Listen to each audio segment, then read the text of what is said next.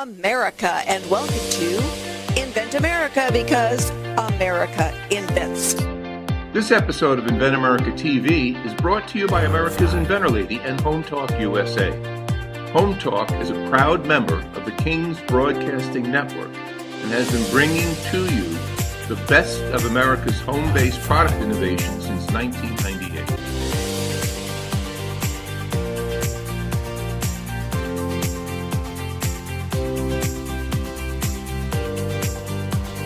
This segment of Invent America TV is brought to you by the law offices of R.P. Baraska.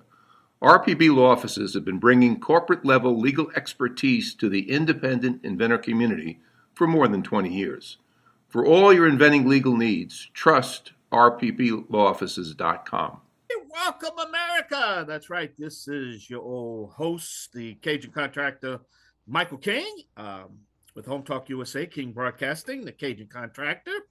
And welcome all of you to the Invent America show right here. I'd like to welcome to the show, well, the co-host of the show. And I tell you, what she's doing in the manufacturing market, the getting the entrepreneur market, all the young, I don't know, developers and brilliant minds that's trying to get product to market, what she's doing and the comments that we're getting and the money that we're saving these people, giving them the blueprint isn't amazing. And I know I put her on the spot, but she is the inventor lady. She is the originator. She is not the duplicator. So for the first time, I can say that I'm going to have to share my tagline that she is the originator, not the duplicator.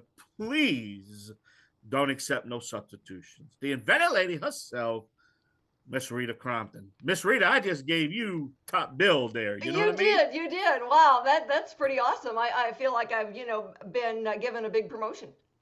Well, the more I can pump you up, the less I have to do. So, my alternative motive. But no, I tell you, I've been doing Home Talk USA for over 30 years, and I love my show. I love what we do. And but at the end of the day, I just can't wait to do the Invent America show because, how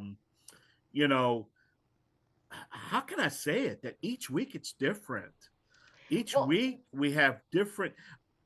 It's not like my show. You understand? I know what to expect. Man, with your show and our show here, I don't know what to expect. Well, the cool thing is I get to meet all these new inventors. So I'll have inventors on that I've known for years, like George, and then I'll have new inventors on, like Dan, and be able to, share products that are just coming to market, products that have been out there. It's so much fun. And when I can introduce an inventor who's got, some skin in the game and been out there for a while to a new inventor that says, here, let me give you some advice. Let me help you out. Let me tell you the mistakes I made so that you don't make them. And that's wonderful. I know we've got Dave Wood, who is one of our sponsors and going to ASD Market Week with us. And he has got this product that I've got on my house. All right, because it is so cool. And he's got a new one that he's taking to ASD Market Week. And my husband goes, and how fast can I get one? So it's really fun to see some of those products. And I know with Dan, when he told me what it was like, holy cow, I've got two of those. I need to, get his product to protect them. And, it's wonderful. And I know that George has got some great products. So, America invents. We solve problems. That's why we do Invent America, because America invents. And we would not be in this country. We would not have America if it wasn't for the fact that there were people solving problems all the way across the ocean so they didn't sink. Well, Home Talk USA is after the fact. And one thing I can say about Invent America is before the fact. Yeah. And that's the difference. Before watching these young companies grow, a lot of them don't even have an idea what direction they're going and where this might. But, I think me and you can recognize through our experience of over 30 years whether or not this technology is really going to make a difference. Maybe not today, maybe not, in a couple of weeks, a couple of years. But some of these technologies we know eventually is going to change lives. And that's what's excitement about it. I am a fortune teller. I can see the future, I mean, I'm doing good in the stock market right now. My stock's up right now again. I'm happy. I got it right here. I'm looking at. Oh, I'm talking. I just made myself $470. I just made myself $475. Would I'm you please talking to learn how you. to invent more time? Because that's the one thing I haven't been able to figure out. I can't invent more time. All right. So how do we avoid common errors? That's the key I want to talk about. We try to come up with something every week, but this week's segment is about how inventors can avoid common errors. And I can't wait to hear this. Well, first of all, and I mean this with the greatest of affection for local chambers of commerce. All right. Their idea is, how do you start a new pizza parlor? It is not how you take a product to market. Yeah. And so they do these pitch fests. Oh my God, shoot yourself now. And, do a business plan. You don't have a business yet. And so some of those common mistakes can start an inventor down the wrong path. What do you do first? All right, has nothing to do with starting a business and has everything to do with, do you have something you can protect? Do you have something that a consumer would pay for? Are you solving a problem other people understand? And so some of the mistakes are early on, because nobody grows up and says, I'm going to be an inventor. They might, every once in a while fantasize about it in the 4th grade, but not really. And so the easy mistakes that we see that cost a ton of money are the early onset mistakes. And it's paying too much for the business plan because you don't have a business yet. It's paying too much for the patent. I'll get inventors all the time that'll call and say, well, I spent 50 grand on the patent. Find a different attorney. Yeah. It should have been 10. And so we see a lot of inventors, where, they'll get an attorney that does corporate work. And he's a registered patent attorney, but he likes doing corporate work because it's a guaranteed income.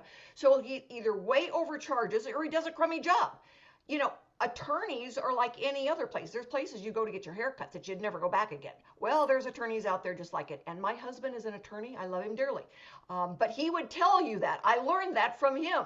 It's like, you pick a good one. And same thing with prototypers. There's some really good engineers out there, but they've all got a sweet spot. And so assuming that every engineer can do every job is bad decision making. And there are people out there that just gut the inventor. They've got no skin in the game, so they don't care whether or not the product gets to market. They've sent the invoice. So I always tell inventors, it's like, be really careful who's charging you up front. All right. There's certain ones that you need to be able to hold accountable. There are times when somebody says, oh, let me invest in that, and you want to say, no, thank you. All right. And so, we really help the inventors learn, and a lot of that we do through the Inventors Roundtable, where they can come and ask the questions and talk about what's going on, who are, what stage are they at, and what do they need? Well, as I said, I am, a fortune teller. I can see the future, and I'm just trying to catch them and say, oh, I'm looking into your future. I see that you're going to make a $25,000 mistake. Why don't you give me 12.5? Put it in my show before you blow it. That way, you can keep us on the air. That way, you're gonna lose 25 grand. So don't you think it'd be a good idea for them to listen to the King Fortune Teller, to just take half of it, put it in Home Talk, put it in Invent America. You know what I'm saying? That way, keep the show on the air, keep them from making the mistakes. Yeah, what do you think? I got it solid, right? Oh yeah, work? For sure. I think you should get a patent on that. Oh yeah, I should patent that. Yeah. No, I know we're having fun, but man, me and you, in the early days, we just used to shake our head, because when the show first started, we got a lot of people that already made the mistakes. Like, oh, I know. You remember that? I would shake our head and say, "There's nothing we can do for you." So many people come to me that used, they used LegalZoom, they used InventHelp, and it's like, oh my goodness, they'll tell me what they've got and say, oh well, the patent issued. Of course, because this was not a good idea. Or it's too narrow. We had one that, they said, well, she goes, well, we should make it out of something biodegradable. And I go, you can't. And she goes, why not? And I said, because your patent said it's made out of aluminum. Well, any good registered patent attorney knows better than that. Yeah, I know. You put in made out of something like, but not limited to. Shoot, I'm not a registered patent attorney, and I know better than that. So when we see the mistakes that can be made and avoided, those are the ones that hurt.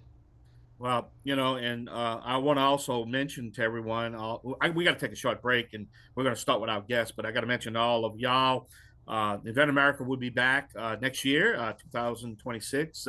And the Inventor Lady, we're going to be entering our third year with the Invent America show. So we got past that 2-year threshold, Rita, and the show is still there. Yeah, I don't know how. I don't know how, but it's still there. Yeah, Let's take a shot. Let's take a short break right here. This Invent America show alone with my co-host, the Inventor Lady herself, Rita Crompton. I'm the Cajun Contractor, Michael King. We'll be back with our first guest, first topic, first inventor right here. Stay tuned. Yay!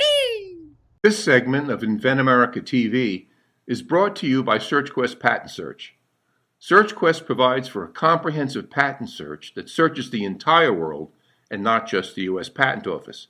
Make sure that before you spend those big bucks having a patent written, you've done your due diligence by getting a comprehensive patent search. Use SearchQuestPatents.com for all your patent search needs. They scour the world for you. All right, everyone, thank you so much for being with us for this segment of Invent America, because America invents. This segment is brought to you by Product Quick Start and Noah McNeely.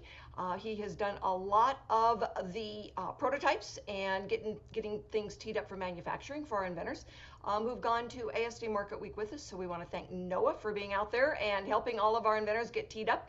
And Noah, you're awesome. Thank you. So my first guest today is George Butler. George has invented several different things. A couple of them he's taken to ASD Market Week. So George, retired rocket scientist, and we always laugh about that. So what are you, a rocket scientist? Well, in this case, yes, he was a rocket scientist. So the fact that he's got the engineering ability to, come up with these products and then do the prototypes in his garage. Well, you go, George. And one of them is the quick leash. And the other one is a really cool flagpole holder that you don't have to get on a ladder. Oh, the Easy Flag. Yes. So tell our inventors about your two products. Okay, well, the Easy Flag is just that. It's easy. It's all it is. It's a wall-mounted bracket that swivels up and down. And in the down position, usually there's no flag in it because it's swiveled down. So you want to hang a flag, take your flag pole, which has an adapter on the very end of it, and you stick it in and it snaps into place.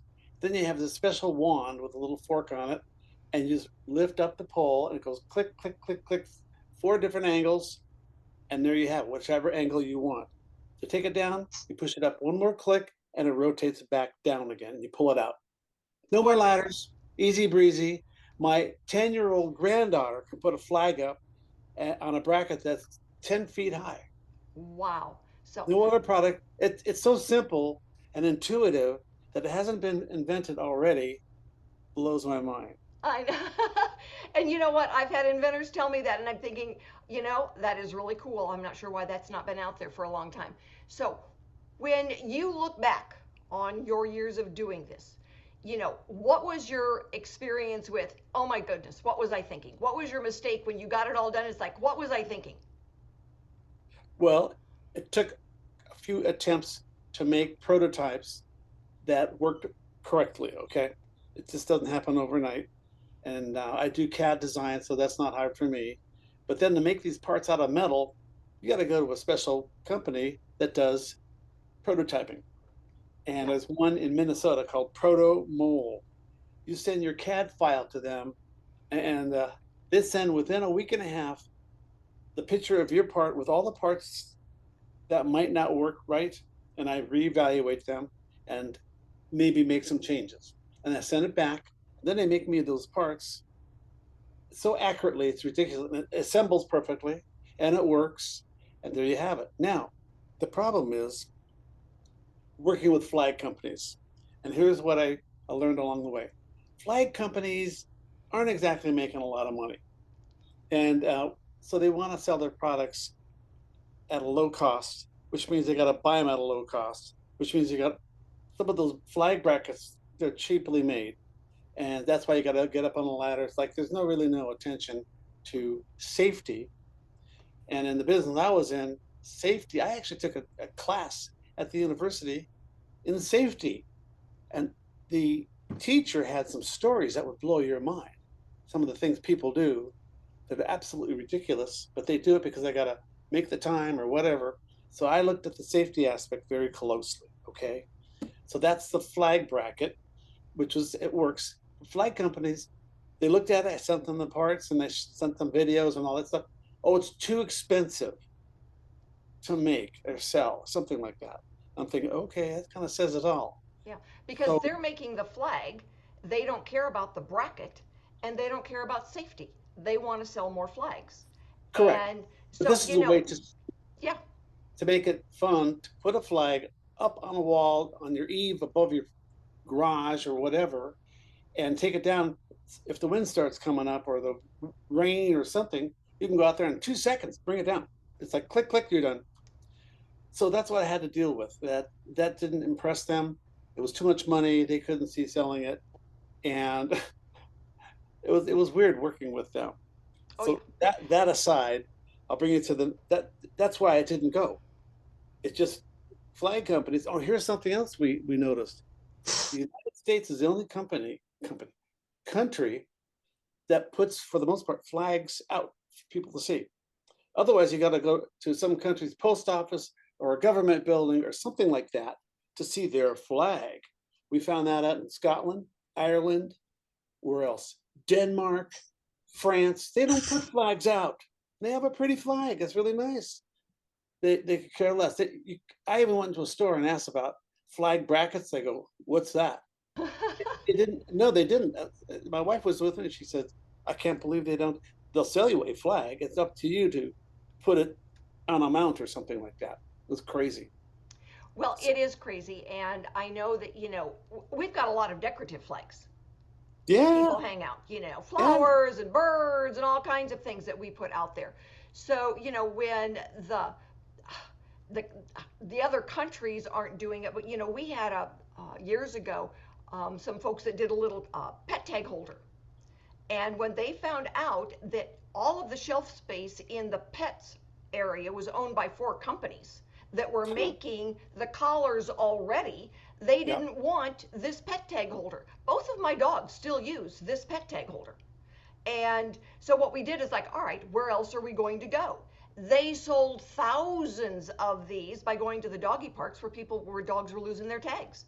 Yeah. And so Okay. it's like, all right, so where else can you go? What's the strategy here? And we said, where do people lose their pet tags? At the doggy parks. And so they started selling them at the doggy daycares. And people would go in and say, oh, yeah, you want to look for your dog tags? There'd be thousands of them in a box or a drawer. And they'd say, oh, here, you might want to buy one of these. And my dogs have not lost a single set of tags since we started using this product. Wow. So one of the companies I went to, just getting back to the flags, I have one more thing to show you. The largest flag company in the world is NN Flags. They make flags for all the government. Every flag you see, even the one on the moon, is an NN flag, okay? On the Capitol, everywhere in the government is NN flags. That's a big deal. So I actually got a hold of them, sent them all the information on my patent and everything like that. And the guy says, this is after about 2 weeks of thinking about it. Oh, too expensive. And that was it. End of the discussion. Yeah. Well, They have 5 major outlets. One of the huge buildings, all they do is they stitch and assemble just the stars oh, for the wow. flag. That's all they Wow. do. One Wow. does the stripes and the last one does the full assembly. That's how big they are. Okay. So I know you want to be able to license the intellectual property for this, and along with the other one as well. So we are going to be working on that and seeing if we can't get it out there to somebody that's not obsessed with them making the flags. Somebody that does something else. So anyway, we're going to work on that. George, thank you so much Okay. for being with us. We've got to go pay some bills and wrap it up. I need 20 seconds to show you the next one. That's all I need. Okay. I kind of got wrapped around. Well, Okay. Okay. Pet leashes. Have you seen my pet leash? yes, I have. Okay. So here's a doggy. See the doggy? Well, you need, This is George, called a George, leash. I don't mean to interrupt you here, but remember, this is radio, so nobody can see the pet leash. They can't, you don't want to see him? We can't see him. This is radio. So anyway, I will be, well, I I'll will, show you. yeah, that's radio. So This is called the Q leash, and it's just simple, and it goes on like that. I can put gloves on and activate this leash. That's what makes it special. Okay, that's enough. all right. All right, all right. George, thanks so much. We'll get you on for some video so you can show all your products. And stick with us, everybody. We're going to run and pay some bills. And we will be right Pay back some bills. with Dan Schlossberg. Stick with us, everybody. If you're an inventor or you know an inventor out there who would just like to be able to have a conversation with other inventors, join the Inventors Roundtable. It's free. The meetings are virtual, so you can be anywhere in America and talk to another inventor. And for a lot of folks out there, understanding the process, being able to ask questions, getting good service provider information is critical to the inventing process. So, got questions? Want to join? It's free. inventorsroundtable.org. And thanks for being with us again for Invent America, because America solves the problems for the American consumer. My inventor for this segment is Dan Schlossberg, and the first time I saw what Dan had invented, I'm thinking, okay, I need 2 of those because I've got that exact problem on my deck. Dan, thanks so much for being with us today. What did you invent? Thank you for having me. And my name is Dan Schlossberg. I'm a first-time inventor, and I created the Patio Poncho out of pure necessity. Honestly, it came from frustration. You know, I'd look outside, I'd see clouds rolling in, and next thing you know, I'm running outside, grabbing all my cushions before the rain hits, and I thought, there's got to be an easier way to do this. And that's how the Patio Poncho was born. It's just a cover that goes on in seconds. So I decided to design something better, a quick, retractable, waterproof cover that protects your outdoor cushions and furniture with one simple pull. And you know, the Patio Poncho, it keeps your furniture ready to enjoy. No soaking wet cushions, no mess, just convenience. It's really about making things easier and enjoyable. And that's the perfect way to think about a new product that you're trying to get into the marketplace, is that you're solving a problem that people understand right away. It's not like Apple that had to spend millions of dollars to teach you that an apple is something you play with instead of something you eat. And so when we look at, you know, it covers the patio. Your name is so perfect. You know, if I was advising, you know, when I tell people, it's like, what would you Google to find you? All right, patio, furniture, you know, covering, poncho. It was wonderful. Thank you. An A plus on name. Okay, so, you know, in your time frame of doing this, all right, what was your, what was I thinking moment? Well, you know, I was thinking I have to get into this. I've had ideas over the years, and I just wanted to do something that I can invent something that's going to help people. Basically, I made a lot of mistakes up front, and I've literally learned from them. One of the biggest mistakes that I made was thinking that I had to get everything perfect before showing it to anyone. So I kept tweaking the design instead of getting real feedback. But then once I really started showing the product to my family, friends, neighbors, I realized what really mattered to people and customers is simplicity and ease of use. And that shift really helped me refine the design faster and make something that I think people actually want and that I really couldn't solve for every issue. I just had to move forward and try and figure that out. Very good, because I get so many inventors say, well, I haven't filed any intellectual property yet because it's not perfect. Well, it doesn't need to be perfect for a provisional filing because it's supposed to be pretty broad. So details get ironed out later. And, you know, then they miss a date because somebody files ahead of them. And so that, you know, that's a tough one. Well, they will have worked for years, and I hear it all the time. I had a gentleman say, I've taken $1 million from an investor, but we haven't filed any intellectual property yet. If I was that investor, I would want to wring his neck because, you know, that money is going down the tubes refining prototypes that have not had any intellectual property put on them. That's right. And so that's one of the big mistakes that we see is people wait too long to file anything. And you know, and then one of the other mistakes that we see frequently is that people will spend too much money on market research instead of just going to a show.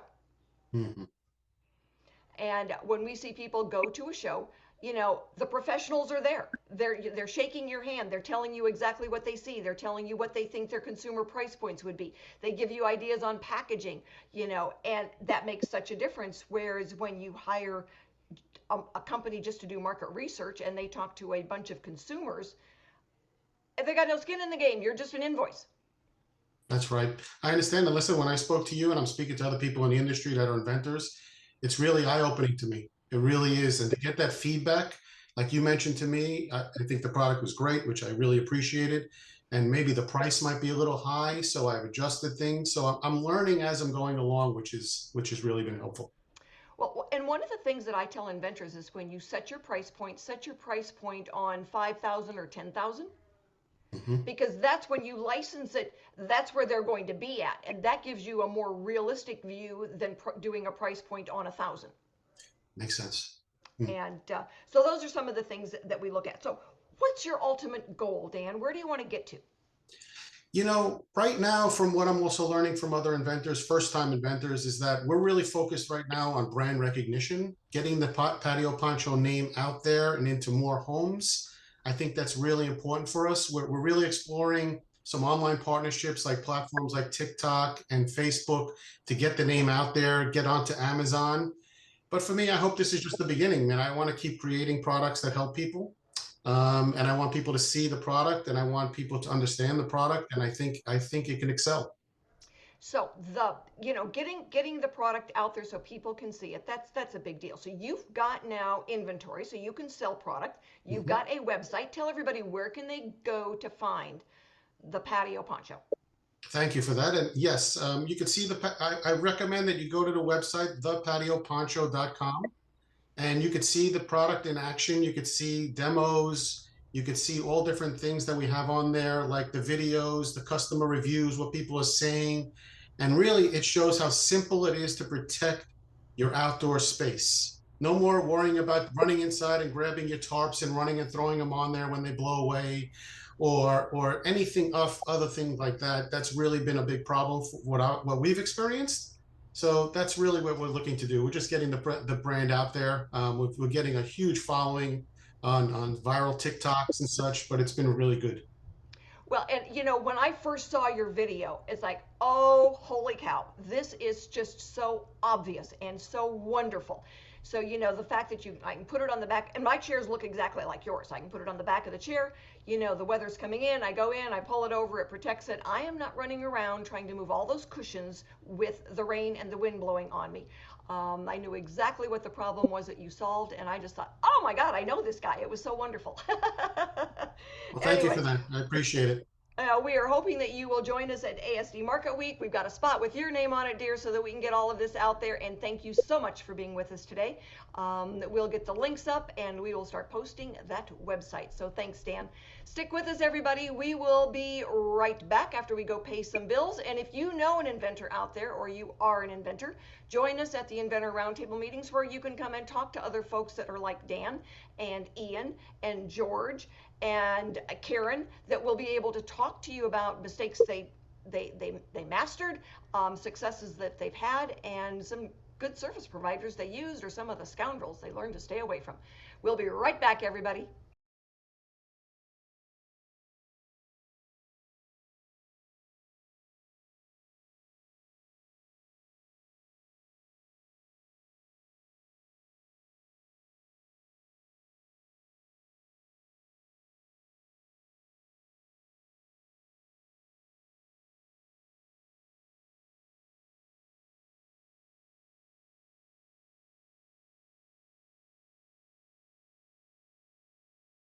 Is Invent America, because America invents. So, my industry expert, who's been inventing for a long time now, Ian Osborne. Ian has got a really cool. He's got products that he manufactures in California, so we could do Made in America with him. But he's also got this really cool golf product for nighttime golfers. Ian, thanks for being with us today. Hi, how are you doing today? I'm doing just fine. So tell everybody, another retired rocket scientist. I just got rocket scientists all over the place today. So tell us a little bit about yourself, Ian. Uh, Father of two boys, grandfather of three kids, and been married 36 years as of this month, and enjoying life. I love inventing products and seeing things out there that are either not working properly and then redesigning them so they are easier to use, better to manufacture, and or just more cost effective to the general user. Well, the cool one that you've got going now that you're trying to license, and I know that you've been manufacturing, is the night golf systems. Why is that different than just those golf balls that light up? I can go buy 3 of them in a package. So the golf balls that light up are basically they're a overseas manufactured golf ball that has a spring trigger and a battery inside. And the only way they physically work is to hit them. And once they hit, they have a internal timer that shuts them back off. So you don't have the time to either walk or drive in a golf cart if you're on a golf course to be able to see that ball after you've hit it. You can see it fly through the air, and then after that it shuts itself off. So then you're out there looking with a flashlight trying to figure out where in the heck did your golf ball go. Just Okay. fun to watch. The glow-in-the-dark golf ball was invented in 1984, and it used a Siloon light stick shoved inside of it. And here, 20 plus years later, it was reinvented with a luminescent polymer embedded within the actual golf ball itself. The problem is that charging those has been predominantly a handheld device, a flashlight, and you can't get a very long charge out of it. It'll charge it, really nice, right? When you're first using it, you hit it, you can still see it somewhat, but it has to be really dark outside in order to be able to see it. So I invented a machine that can handle, depending upon the size of the machine, our largest machine can handle 3,000 golf balls, and it will charge the golf balls in 90 seconds flat to a excited state that when you look at them, it literally looks like they're vibrating. They are overcharged so much, and they will stay glowing for approximately 14 hours. So don't have any problems not seeing them when you have to hit the golf ball. And when you hit them at night, they are so bright that it looks like a shooting star going through the air. It is incredible to see. That's so cool. I've got a couple of different guys that are interested in seeing your golf ball. So I'm sending them to your website and your video. You know, after doing this for so many years, what advice can you give an inventor so that they don't make a common mistake? And the biggest thing is I learned, a lesson that I learned is that we didn't know how the searching process worked, and so we did the best we could on a product to be able to find if there was anything out there that was going to compete against us. And we did everything we could, and we spent quite a bit of time and money, and then we ended up going with Search Quest. And for the $500 that it cost us to have an entire search worldwide and way back in date and time, allowed us to look at the product and go, okay, here are the 10 entities that we could have a problem with. And then the rest of it allowed us to be able to move forward with the product. So the product is still sitting on the shelf because it's never been done before in the instance that we're doing it. But learning our lesson of don't spend a lot of money until it's time to, actually do a real Search Quest, process so that you can get your product verified, whether it's going to be competing against somebody or infringing upon somebody. So it was really nice to be able to utilize that program. It's interesting that you bring that up, and I did not even ask you to bring that up. But we'd had a team out of Florida that were very angry when something came back that had been filed in 2015, and they wanted to say, but the search didn't show that. And I go, you never had a search done. Yeah. You never provided the attorney with a Search Quest search or a professional search that anybody else did either. You just said, here, we know there's nothing out there like it. Can you file this? And he did what they asked, but something came back that was just almost dead on that was done in 2015. Right. And a search would have found it. Yeah.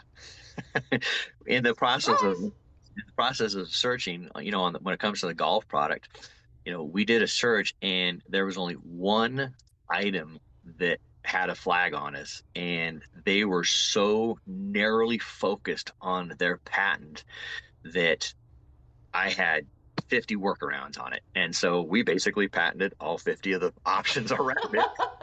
Good for you. They have theirs, and the fun part for me is that if they ever thought about moving forward, they can't, because now my patent covers all of the other possibilities that they didn't think of, which is pretty cool, which opens up my product to be able to have 50 different products manufactured, which is really cool. So It is very cool, and it is an honor to know you and to have worked with you all these years, and to kick your leg under the table when you're, saying something to someone you shouldn't. That was Been there, another lesson learned. Yeah. This is a permanent dent in my shin for it. Yeah, there you go. There you go. So what's next for you? Objectively, I'd like to be able to find a company to be able to license the product and actually see more of the units out there in the field. I mean, we've already got 50 units out there at a couple golf courses, and they're making serious amounts of money with the product. So the ROI is phenomenal for what we manufacture, and what the actual end user gets out of it is pretty neat to see. Wonderful, wonderful. Well, we are excited to help you, and thank you so much for being with us. Thanks everyone for joining us today. We will be back next week with more stories on getting products from mind to market. We will have new inventors and industry experts. So join us and have a wonderful week.